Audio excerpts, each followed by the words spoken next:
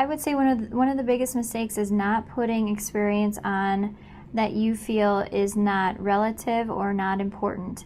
There are a lot of times when I'm communicating or talking to a student, they'll say, well, I had a part-time job serving or bartending, and for me that's such great experience because you're working with customers, you have that open communication, you're able to handle a lot of different scenarios, you're multitasking, you're dealing with sometimes some conflict, and it's so relatable, but that student didn't think that it was important enough to put on a resume, where for me, those are one of the things that I'm looking for is, are you able to hold a conversation with somebody? So, really kind of thinking about what that employer is looking for, what skills they're looking for, and don't discount the experience that you actually do have.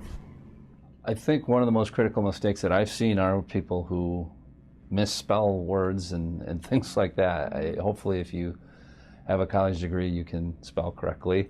And it may not seem like a big deal because you may be brilliant otherwise, but it's that attention to detail, I would say. The other thing is, it's different if you're a college student, that you're going to have gaps in employment, but as you get out in the workforce, and if 10 years down the road, if I see someone who has a gap, maybe not explaining in the resume why there was a gap. For me, the most critical ones are the most simple ones. Have somebody proofread your resume. Use spell check.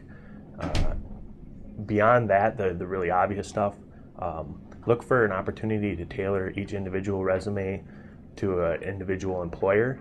When you go to a job fair to meet employers, or you're going to come to interviews here at St. Cloud State, you might need 15 copies of your resume, and make sure that the right company gets the right one with an objective statement that really is tailored to the type of industry you're trying to get hired into. Most critical mistakes that I see in a resume would be not including the graduation date. I know a lot of times it can fluctuate based off of school schedules, but put your anticipated graduation date. I think that's really important. Sometimes I see no email address or contact number included on a resume, so I think that's really important on there as well. Some of the critical mistakes I see in resumes are people having more than one page.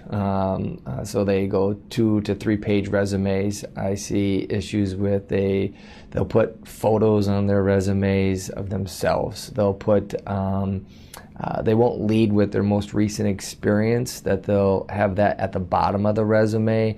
They'll have poor font quality where you really can't read the resume.